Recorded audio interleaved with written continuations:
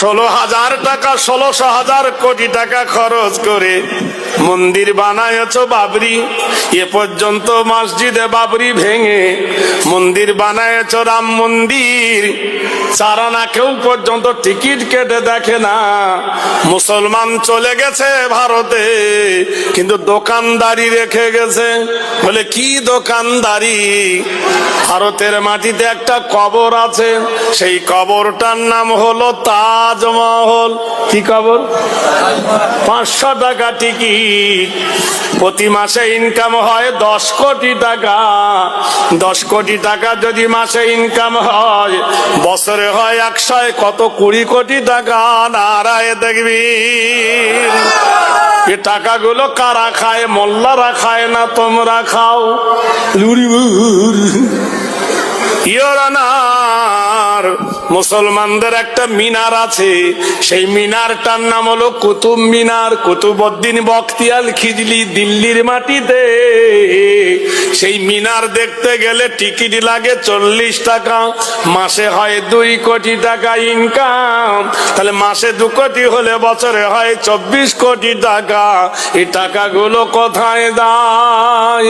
ইয়োরানার মুসলমানদের একটা ঘর আছে ফতেপুর, সেই ঘরটা হুমায়ুন বানিয়েছিলেন। আরেকটা ঘর হলো আগ্রা, সেটা আকবর বানিয়েছিলেন।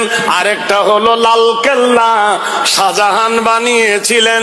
এই 3 ঘর থেকে আসে মাসে 3 কোটি টাকা।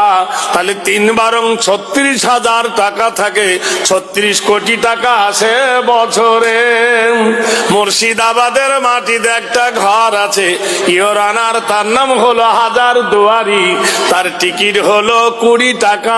প্রতি মাসে 2 কোটি টাকা ইনকাম হয়, বছরে ইনকাম হয় 24 কোটি টাকা। একবার সুবহানাল্লাহ বলুন, আরো জোরে বলুন।